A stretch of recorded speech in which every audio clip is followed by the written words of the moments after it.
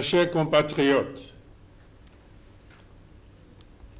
l'an 2022 qui s'achève et le temps qui passe de manière irréversible nous impose le devoir de mémoire, chaque année étant portée par ses péripéties propres. C'est pourquoi, à l'endroit des familles endeuillées en 2022 par la perte d'un proche ou d'un être cher, j'exprime toute ma compassion et mes souhaits de réconfort face à cette ultime épreuve. À l'ensemble de nos compatriotes en proie à la maladie, je formule tous mes vœux de prompt rétablissement pour qu'ils reprennent dans la dignité leur place dans la société. La fin de l'année 2022 est sans conteste l'occasion de réjouissance. Chacun célèbre ses moments d'allégresse selon ses motivations personnelles et l'on espère souvent vivre une année meilleure. Les souhaits habituellement formulés prônent la santé, le bonheur, la prospérité et la longévité. De tels vœux magnifient toujours l'espoir. Et l'espoir, en cette fin d'année, est permis.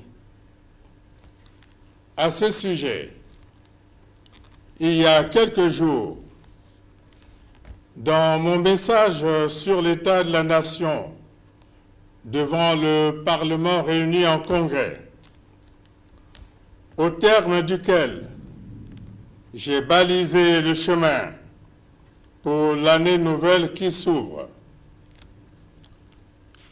je me suis longuement appesanti sur l'itinéraire de notre marche vers le développement.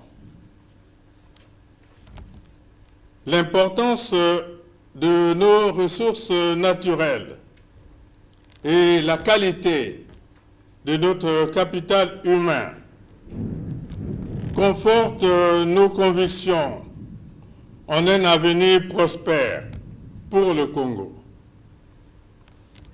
Pour y parvenir,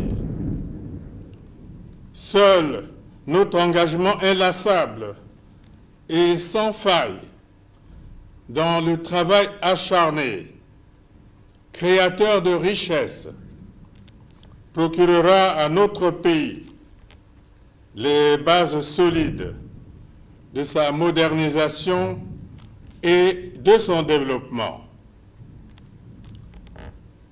C'est au prix de notre persévérance dans l'effort que nos ambitions et nos objectifs de développement se traduiront en réalité concrète et apporteront des réponses adéquates aux attentes légitimes du peuple en termes de bien-être et d'épanouissement.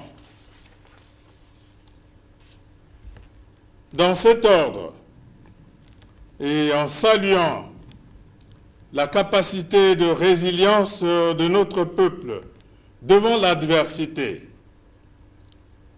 je voudrais réitérer le fait que le Congo est bel et bien en phase avec les diverses contingences de son époque. En cela, l'exemple que nous donnons au cœur de l'Afrique centrale, ainsi qu'au reste du continent, et au monde nous confère plus de responsabilités en termes de bon voisinage, d'intégration sous-régionale, de dialogue et de paix. La Terre étant devenue un village planétaire, un conflit, une calamité, ou qu'ils éclatent, impacte inévitablement la situation de l'humanité entière. J'ose croire que l'année 2023, qui débute dans quelques heures, apportera l'apaisement nécessaire à travers le monde, dans les zones de conflit et les points chauds,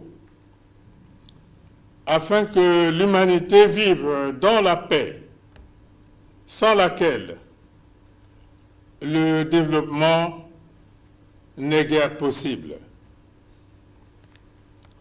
J'ose également espérer que 2023 sera l'année de l'affermissement et d'une prise de conscience nationale et internationale encore plus grande sur les questions climatiques et environnementales, afin que toutes les résolutions adoptées et les actions menées dans ce domaine ne restent guère à l'état de vœux pieux ou de stériles incantations.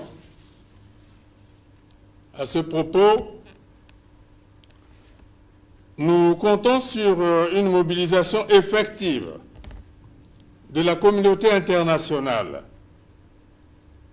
pour que notre initiative lancée lors de la COP 27 en Égypte, à l'effet d'instituer une décennie mondiale de la forestation, commence réellement à prendre corps pour la survie de l'humanité.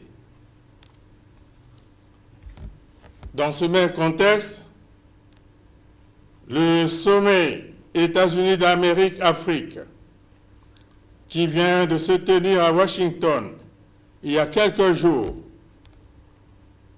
nous a permis de préciser notre ferme engagement de construire pour notre pays et au moins le reste de l'Afrique une usine de fabrication d'engrais et de fertilisants grâce à nos gisements de phosphate, de potasse et de gaz disponibles dans un rayon de moins de 50 km du port en eau profonde de la ville de Pointe-Noire au bord de l'océan Atlantique.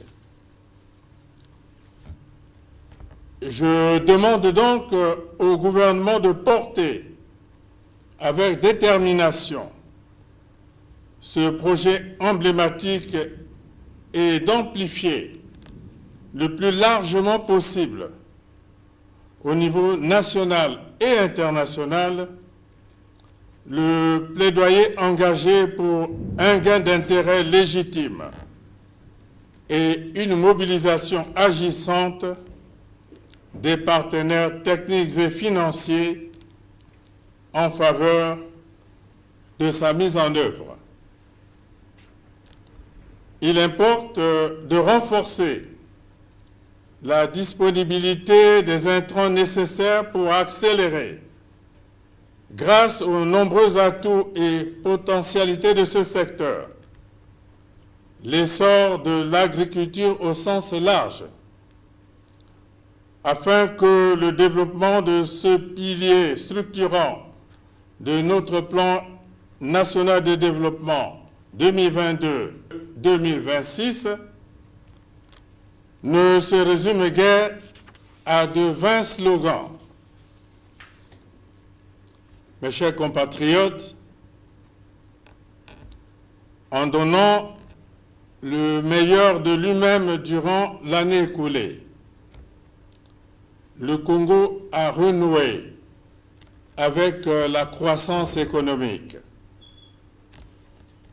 En 2023, il s'agira de relever du mieux possible le défi de l'optimisation pour consolider les acquis, en l'occurrence les performances économiques encourageantes obtenues et les avancées sociales enregistrées.